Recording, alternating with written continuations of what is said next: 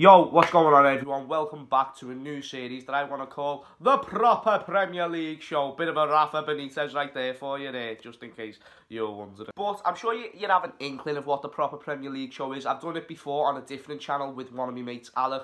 If you want to check that out, link in the description. But I'm moving it onto my channel. It's going to be my own series, and so you can have a better understanding of it, I'm going to answer a few questions just so you know the thing a bit more. So basically, James, mate, we just wanted to ask you, first off, is this series going to be based on just Liverpool? So no, the series is not going to be just purely Liverpool based. It's the proper Premier League show. Therefore, we're going to be talking about every Premier League game in every Premier League weekend or midweek, and go through each game as it goes. Right. But the next question is, how is this series going to be set up, mate? The series is set up so obviously there's 10 Premier League games in a weekend. It's my job to predict each game that goes on that weekend, or like I said before, if it's in the week as well. And essentially try and get the team that I think's going to win right, as well as the score as well. The reason why that I have to get them two things right will be more relevant in a minute. Basically, I've got to achieve a certain amount of points to avoid doing a forfeit. Now, the forfeit can be anything, it can be anything of your choice, but it's simply just my job to try and get a certain amount of points to avoid that forfeit, because I don't want to be doing forfeits, because forfeits are not fun, man. So the amount of points that I need to avoid doing the forfeit is essentially more than 5. So if I get 5 points or less, then that means I have to do forfeit. Whereas if I can get more, the most points I can get, by the way, is 10. If I get more than 5 points, or could even be 5.5 points, 6 points, then I am safe from doing the Premier League forfeit of the week. Just be arsed with that, lads. I don't want no eggs thrown on me. I don't want no whipped cream on my face. So I need to make sure that my football knowledge in this series is on point. But yeah, hopefully now you have a bit more of an understanding of the series, and I hope you're looking forward to it pretty much. But the way I thought I'd start off the video, instead of just jumping right into predictions and all that malarkey, I thought I'd give you James Redmond's team of the decade. Because why not? Everyone else has done it. I haven't really given my thought in terms of who is the best, what's the best 11 from the decade that I basically grew up watching football through. Obviously, I've watched football since I was a very young lad, but I'm talking about really into football, like passionate about it. You love the interviews, you love everything about it, the atmosphere, not just the players on the pitch. This was my decade of kind of just improving on my knowledge in football, and also just loving it more and more every game. So, to start off with, we're going to go with the goalkeepers. So, the options that I've got in goal, I've gone with Alisson, David De Gea, Petr Cech, and Ederson.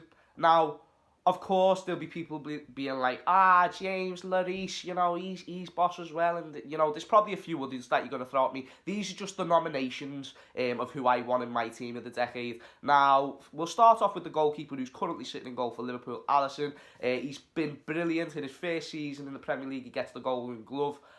Not only does he do that, he smashes it outside of the Premier League as well, and he's also on course to most likely winning it this season, hopefully, fingers crossed. And also, touch wood, there's wood there, and I've just touched it because I don't want to be like saying anything that could affect any sort of jinxiness, but yeah.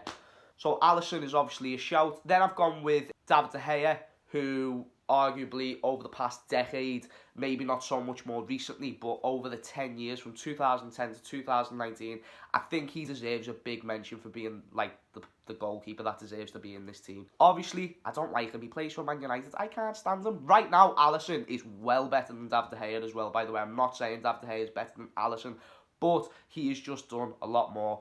From 2010 to 2019, he went from being shit to being really, really good, to being like the best in the world, to then being shit again, then average, then decent, then shit. He's just gone through a lot of different phases, but a big majority of that was really, really good. The next goalkeeper I've gone with is obviously Petr Cech. I think that's quite a bog standard nomination for this position. Obviously smashed it at Chelsea. Done okay at Arsenal, but he was kind of, his best years were behind him. But I thought he at least deserved a mention in the nominations. I think that is fair, even above people like Lloris.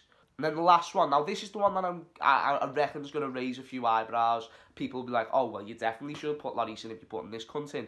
But I think Ederson deserves a massive shout because Edison is actually such a top-class goalkeeper. He's also won the Premier League I think he's been in the Premier League for 2 seasons. He won the Premier League both times. I don't think he's as good as Alisson.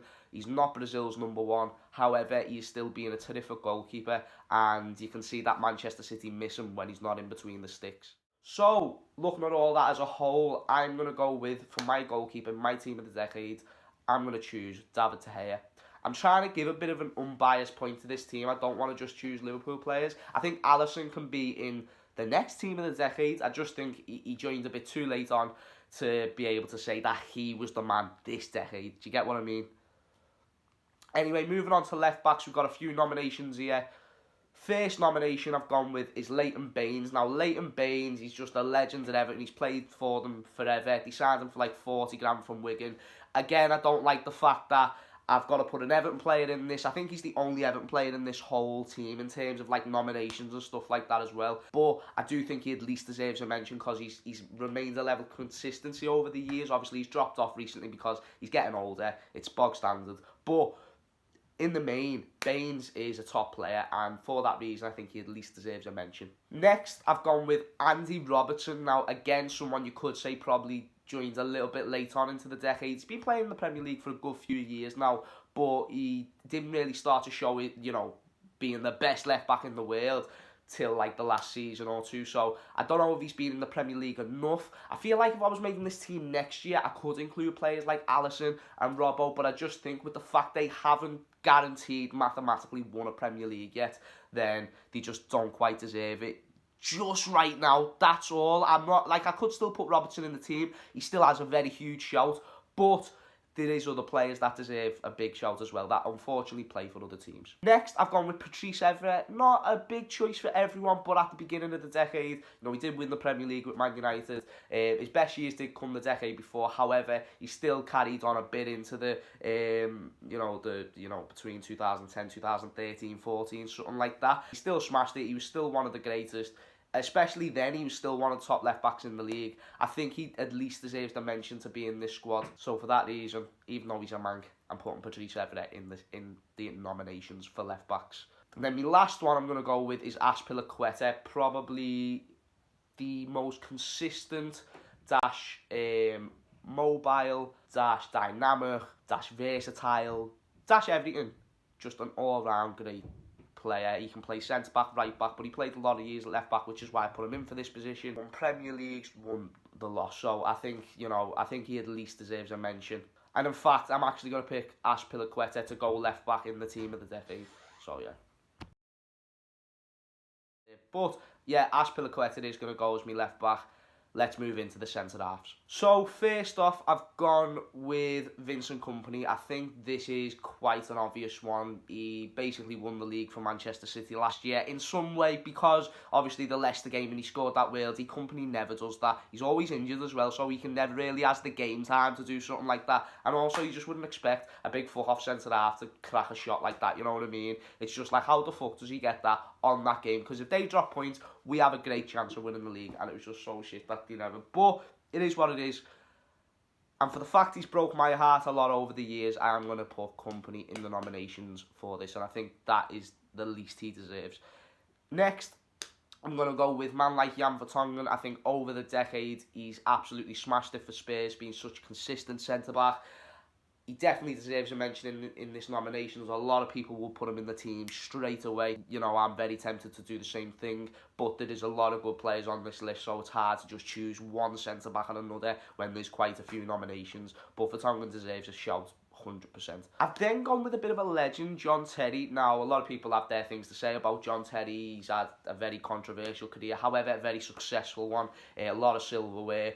Some of that silverware came in this decade. In this decade, he played a full season where he played every game, every minute. He was the only one to do that for Chelsea. He was just a true captain, a true warrior, and everyone would love a John Terry at their club. You just would. Like, even though I hate John Terry because he played for Chelsea, if we had a John Terry at Liverpool, he was a dickhead in general, but just gave his all for our club. There, I can put aside his personal life and kind of just focus on his football sort of thing. To say he doesn't at least deserve a mention would be quite silly. Then I'm going with the greatest centre-back in my opinion of all time, which might give away who I'm going to put in this team. Virgil van Dijk. I think even though he hasn't been doing it for such a long time, like for example throughout the whole decade, but that's not the point in this team. Van Dijk has been a very good, consistent centre-back ever since he joined Southampton in the Premier League. And then at Liverpool, he just shone through because he's playing for a world-class club who's competing for trophies. He's been the main reason Liverpool have gone out, looked like an elite club again, and you know, just the way he just... I'm speechless at how good Virgil van Dijk is at every attribute. It doesn't matter. He is just fantastic. World class is such an understatement for Virgil van Dijk. He is another level of class, and that is why he at least deserves a mention in this team. The last two options that I've got is Koscielny. Whoa, shut your mouths. Whoa, wait there, listen. I know that he done that video of pulling the Bordeaux, or whatever the fuck their name is, whatever team he plays for now, shirt thing, and he had the old Arsenal kit on over, he took it off, and then there was the Bordeaux shirt. But we're over that. He still played for you for a long time, and he was alright, so he's going to get in the mentions, alright. And then we've gone with David Luiz as well. Not necessarily for what he's doing for Arsenal right now, more for his Chelsea work back in the day. Being a very consistent centre-back. Would be stupid to not put him in the nominations. But the two centre-backs that I am going for in this team is going to be a man like Virgil van Dijk, you know. Come on, man. Man like Virgil van Dijk. Say no more. And then, unfortunately, I have got to. I'm going to put Vincent Kompany next to him. I think that just only makes sense. Into the right backs, we have got as the nominations man like Trent Alexander-Arnold. Big shout, by the way, for winning Player of the Month this month as well. Smashed it, especially recently. His recent performances actually over the last 2 or 3 games made me think a little bit more about if I want to put him in this team. But of course, you can come back to the question. He's never won it, and also he's very young. Next, I've gone with Kyle Walker. Again, I think that's quite a standard one. You know, did pretty well at Spurs, really shown his level at Man City. He's won Premier Leagues with Man City. Therefore, I think he deserves to be at least a shout in this team. And then last, I've gone with Pablo Zabaleta, currently at West Ham. Smashed it at Man City for years, though. And I am going to go and slightly edge towards Zabaleta. Now, for all Liverpool fans watching this, are going to be absolutely fucking fuming. Because I've chosen a Man United player, I've chosen a Chelsea player, and I've chosen an ex-Man City player as well. In fact, no, we've got one Liverpool player, Virgil van Dijk. But other than that, we've got pretty much every other team. Man City is leading the race so far as well, with 2 players in this team of the decade. But what do you expect? They've smashed most of the decade. They've spent money all decade. How can you not expect them to have most of the players in this team? They've bought some class players. But anyway, that leads us into the midfield. Now, I haven't really got like a CM or like a CM camp, but like I've just got 3 centre midfielders. Now, the options for this is, first off, Kevin De Bruyne. Deserves a shout, scores a lot of goals, gets a lot of assists. I think he's probably the one player who I'd take in the Liverpool team right now, even more so than any other midfielder. I think he's absolutely class. I think he is on like that elite level, like players like Van Dijk, Messi. I think he is on that elite level of just being probably the best attacking midfielder in the world. I think you can say that with Chest as well. Then, next up, I've gone with man like N'Golo Kante. Came on the scene a few years ago at Leicester, and then just completely changed football forever. Just shown what you can do from going from the 4th division in French League football or whatever to literally Premier League champions 2 years in a row with 2 different teams. I think it'd be very hard to not put N'Golo Kante at least in the nominations. He deserves it. He just does. Wouldn't necessarily take Kante at Liverpool just because I'd love to see how Fabinho turns out, because he's already class. I think he can get a lot better. Also, Kante has got a few years on Fabinho, therefore I think Fabinho can maybe surpass the level, but they're both different players. They just play in the same position, so I'm not really going to compare them, but I'm just very happy with Fabinho. Next up, we have got Stevie G. Only played half of the decade, but a lot of these players are very new to the decade or played at the very start of the decade. I think it would be pretty ridiculous to not put Stevie G in this mention, even though his greatest years was in the noughties. But Gerrard just he deserves a mention in any team. Even next decade when he hasn't played a game, he'll deserve a mention in that team. That's just how good Gerrard was. And like I said, his greatest years wasn't in this decade, which could hinder him getting into this team. But he played for the team for so many years. He was in a title race, which obviously we know, the slip to Demba Ba. Fuck off about that, by the way. We've came a long way since then, do you know what I mean? We're now better than you, Chelsea. So fuck off, and Demba Ba, suck your mum. Next player on the list, Yaya Toure. Yaya. Colo, Colo, Colo, Colo, Toure, yeah, hey, Toure. But no, Toure, he was just boss. He was literally like one of the most well-rounded midfielders I've ever seen in my life. I'd hate it when we'd have to come up against him when he played for City. It was such a nightmare, but it is what it is. You'd have to suffer with this sometimes. He was a great midfielder, deserves to be in the nominations. Then, the last three, we have gone with David Silva, Eriksen, Fernandinho. Three players who play in the Premier League now for a good few years. David Silva, absolute legend at Man City, fantastic player, really can't go wrong. Fernandinho, the same, even now, very consistent. You know, he's shown he will play anywhere for the team and give 100%. He's currently playing centre-back, and that's not even his position, and he's actually okay at it. He's probably City's best centre-back, to be fair. And for the job that he's done in defensive midfield, he's been one of the best defensive midfielders that I can think of in recent times, and for that reason I do think he deserves a mention in my team of the decade, man. And even Eriksen, I mean, he's not really come close to winning the Premier League. I mean, I think Tottenham have got second once, but they never really came proper close. But Eriksen, he's just one of them players, isn't he? He's class. You would have took him a few years ago. You'd probably still take him now. So the three midfielders that I'm going to choose to go in the team, the first one I'm going to choose, to be honest, is David Silva, just because I think he just smashed it over the years. The second one I'm going to go with is N'Golo Kante, and then the last one I'm going to go with, call me biased, Stevie G. I'm not going to choose a team of the decade and not put Steven Gerrard in. Just understand that I am trying not to be biased with this team, but Steven Gerrard, I mean, people will be like, I was well better than him, De Bruyne's well better, Eriksen, Fernandinho, fuck off, suck your mum.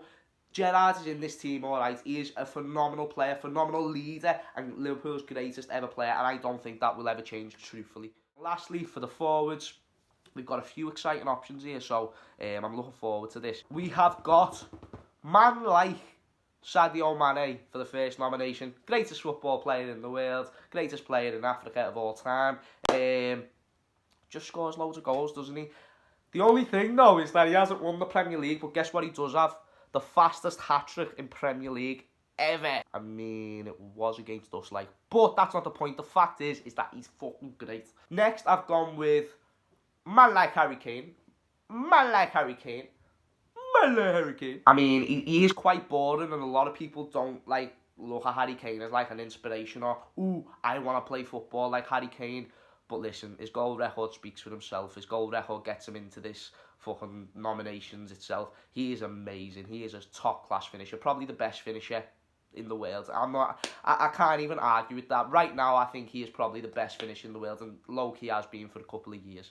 Anyway, moving forward, one of the greatest strikers the Premier League has ever seen kick a ball, Luis Suarez. That 13-14 season in particular, where he just tore every team that came in his way up to fuck. It's a shame he had to buy people to fucking ruin it, but like I said, like I was saying about the John Terry thing before, you just love a player for what he produces on the pitch, and what Suarez produced on that pitch. I don't condone a lot of the bad things that he done, however, with a football, I literally admired that man, and I was devastated when he left. Next up, I've got another former Liverpool player who actually played in that season with Suarez, Raheem Sterling. Won multiple Premier League since, with Man City, of course.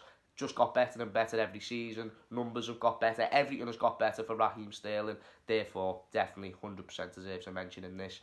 And then the last two I've gone with is just elite players.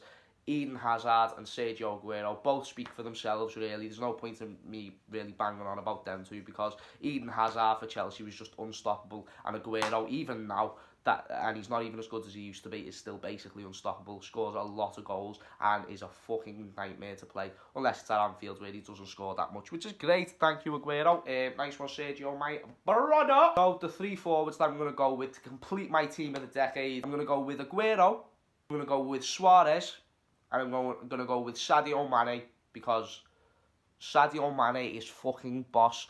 And if you want to disagree about him being in this team, just remember when you disagreed with me when I said he was the best player in the world 2 years ago, and look what's happened. So shut up, man. Let me do my thing, man. What I'm going to talk about is my team, Liverpool FC, because they've been smashing it. They go against Tottenham. I think it's called the Tottenham Hotspur Stadium. Very, very creative, if I do say so myself, mate. I don't know. There's just I would usually look at this as like a hard game, but Tottenham, man, they just haven't really been overly performing recently. Mourinho's won 1 in his last 5 games. They're very weak defensively, and I feel like in this Premier League especially, if you've got a weak defence, you have probably got very little chance to achieving what you want to achieve. So if you want to achieve staying up, if you have a shit defence, that's probably not going to happen. If you want to get top 6, if you have a really shit defence, probably not going to happen. Same with top 4 ambitions and league title ambitions. Liverpool learned that the hard way in 13-14, and it's got even more intense since then. And I feel now the defence is the most important part of the pitch, and that's why we're so lucky we've got the best defender in the world, without question, in Virgil van Dijk, because with him, it makes defending look easy, whereas defending isn't actually that easy when you've got an overage Jan Vertonghen, a unhappy Toby Alderweireld, and a very inconsistent Sanchez. Then what are you really looking to do with that defence? Even though Mourinho is known for being defensively sound, parks the bus well, it's just been completely opposite at Tottenham. They've been scoring more goals, but also letting them in on the other side. Don't know if he's had a clean sheet yet, but and also, not to mention, you're playing Liverpool Football Club, you're playing against Mane, Salah and Firmino or whoever. The fact, even if Origi's on the pitch, like, if you're defensively weak, you're most likely going to concede 2 or 3 goals, and that's just exactly what I see happen in this game. The big question that I think will affect the scoreline is, will Liverpool go full strength for this game? And to be honest, I think the answer is yes, because we've had a 6-day break since the Everton game. Technically a little bit longer, because that Everton game, we didn't even start our first team. So I think it's about time we get the first team players back into full gear and just get them going, firing on all cylinders again, and just put them out against Spurs and just basically try and destroy them, because why not? Like, we need to keep winning. This is supposedly a difficult fixture. Let's just make it look easy, and let's just give ourselves more confidence going into the more difficult games that we've got coming up, like Man United and Wolves. Like, we've got to make sure that we're actually looking ahead, even though the next focus, the next target is Spurs. So, all this concluded, I'm going to go with a 3-0 win to Liverpool, because I think, Liverpool, they just need to get this win 100%. They need to keep winning. They can't even let City or Leicester get a sniff of what it's like at the top of the table right now, because only us can see what it's like at the top, and we can't let any other team get anywhere near that, because if pressure starts to come on Liverpool, it would be a masterful clusterfuck if we did not end up winning this league. So wins are still just as important now as they was when the season began. Yeah, that's another thing as well. Play along, you do the predictions as well. You won't be having to do a forfeit, so it's sound for you. But for me, I have to actually, like I said, think about this. But yeah, anyway, moving into the next game, we've got Crystal Palace and away from home, Arsenal. A really tight game. We've got 9th place versus 10th place. Palace are above Arsenal by 1 point. I mean, it's not even like it's the other way around. Palace have actually had a very solid season under Roy Hodgson. Mad how actually he's done decent with them. But, Arteta has actually been doing very, very good recently in terms of performances. He's got his first proper result, against Man United. Then he went out and beat Leeds in the Cup. Leeds played very well in that game, by the way. But, even when you look back at when they got beat by, like, Chelsea or whatever, they were still the better side. They just got unlucky with being clinical and, utilising the chances. But I do have high faith that Arsenal can win this game based on recent form. I actually think Arsenal can really get themselves back into that top 4 conversation, because there isn't a big gap between 10th and 4th. So for that reason, I'm going to go with an Arsenal 2-1 win, because I do still think they have a better team than Palace, even though they haven't shown that yet this season. But yeah, that's my score prediction. Into the next game, we've got, which was an absolute embarrassment last time, Leicester versus Southampton. Bear in mind, Leicester are at home this time. They beat Southampton at their turf 9-0 the last 2 times these two played. But it should still be a very exciting game. Southampton have been able to pick up a few points recently to try and at least have a conversation of not being in that relegation battle. They've also got a very good goal scorer in Danny Ings, as Leicester do with Jamie Vardy. So there could even be more goals in this game. You don't know. You just don't know what Southampton's going to turn up. Because when they do turn up, they are a top team. But it's a must-win for both teams either way, because Leicester don't really want to start dropping off. I'm sure they want to stay above City for as long as possible. And then Southampton need points to stay away from that relegation zone. So I don't expect this to be an easy game for either team. The scoreline that I'm saying, the score prediction that I'm giving could maybe go against that. But trust me, I think this will be a close game. But I do think Leicester edge it. And I also think they get a win of 3-1. That's just my prediction. Leave yours in the comments down below. I thought that was quite a difficult game to judge. But anyway, you've got the game after that. Manchester United versus Norwich City.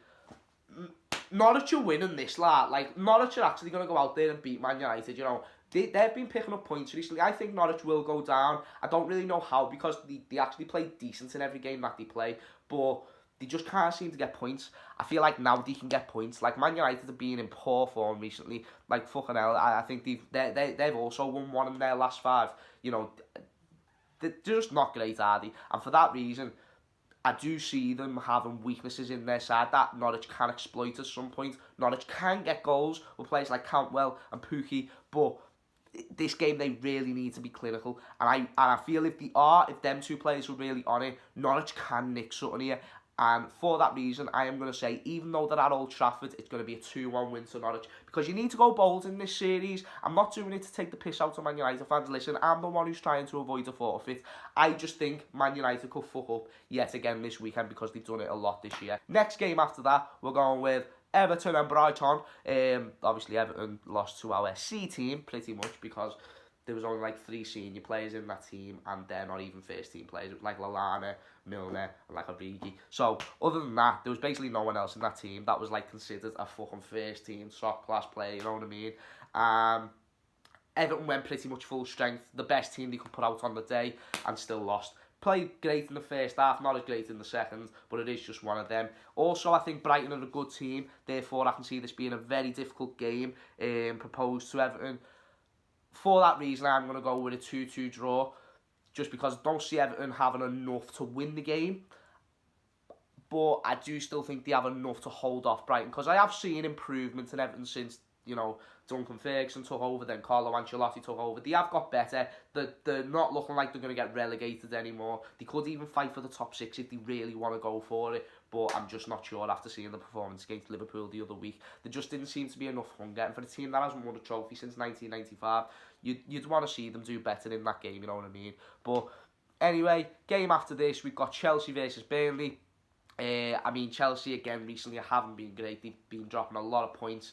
Even, I think, one of the wins they've got recently, Arsenal, they didn't play that great in that game. They've just been showing too many weaknesses. It looks like that this whole youth sort of team thing, it's kind of caught up with them a bit, with the team as a whole, because, you know, you can't expect youth players to perform week in, week out. They're still learning, they're still developing. People like Tammy Abraham can't go and get top goal scorer in his first season, because it's just not how the Premier League works. You need more experience, you need more games, you need just more time to understand what a full season in the Premier League is like, and they will get that over the years, therefore they will get better. But right now they're in tough form, but Burnley haven't been great all year either, to be fair. So I'm not really too sure how this game's going to go. I think it could be tight, but I'm going to edge a 2-1 win for Chelsea, just because I don't think Burnley have enough to go to Stamford Bridge and get the result that they need. So to be safe, I'm going to go with a 2-1 win for Chelsea. Then we've got a few other games that, you know, quite sad. Wolves versus Newcastle. I am going to say Wolves. They've been in great form. They're in a much higher position than Newcastle. They're also in more of a battle, because Newcastle are more mid-table. They're not really fighting for anything. They are only a few points above relegation, to be fair, but Wolves have just looked on fire. Even against us, they were playing really well. So, and we've got them again in a few weeks. So, you know, that should be great. But I'm going to go with a 2-0 win to Wolves, and I can say that kind of confidently with chest. Then you've got Bournemouth and Watford, two teams who are quite low down in the table. Watford recently have been getting a lot better, especially since the return of players like Troy Deeney. I do think that Watford can keep enough momentum. going into this game to get a result against Bournemouth, even though it is away from home. It won't be an easy game, but I'm going to go with a 1-0 win to Watford just because they've shown me enough in most recent form that they can come here and get a result. Then, last off, we have got Man City away from home against Aston Villa. I think a lot of people would be stupid to write off Man City in this game. However, Villa could bring something. They are at home. They might have that extra kick. They might be able to nick a draw or something like that. However, I think City have really, truly realised like they are in a position where if they drop points in one more game and Liverpool just keep winning, then there is literally if there's not zero hope already for the title, then it is literally dead. The title race is dead if City drop more points again this season. They can't afford to do that against a team that isn't in great form themselves either. That being said, I don't see City dropping points in this game. I do see them smashing Villa, to be honest. Therefore, I'm going to go with a 4-0 win to City. Obviously, that could be a bit naive saying they're not going to concede. Going with a 4-0 is quite, a bit mad, but it is just what it is. I don't know if Villa have enough to even beat a shit City defence. They just haven't been great enough recently. I don't know what the goal scoring record's like, but maybe I could be wrong. That's the thing. That's the best thing about this series. It's an opinion. It is what it is. But that is all the Premier League predictions. Like I said, I need to get 5 points to make sure I don't do that forfeit. But just in case I am wrong, leave comments of forfeits. I can do in the next video. When the forfeit will be out is when I do the proper Premier League show on Tuesday. The next episode will be uploaded reviewing the Premier League weekend, which obviously we'll know by then whether I got these right or wrong. So for just this weekend I'm doing 9 games because I've already missed the Sheffield one. But yeah, we've been able to get a lot done in this video, to be honest. Team of the decade, we've been able to predict every game. It's probably going to be a long ass video. We need to try and make them shorter, for fuck's sake, James. But it is being your boy James. I do hope you enjoyed. If you did, be sure to leave a like if you so wish. And I will see you all on the flip side. See y'all later, motherfuckers. Sorry, that was a bit like mean. But only motherfuckers call motherfuckers motherfuckers, do you know what I mean? Anyway, see you in a bit.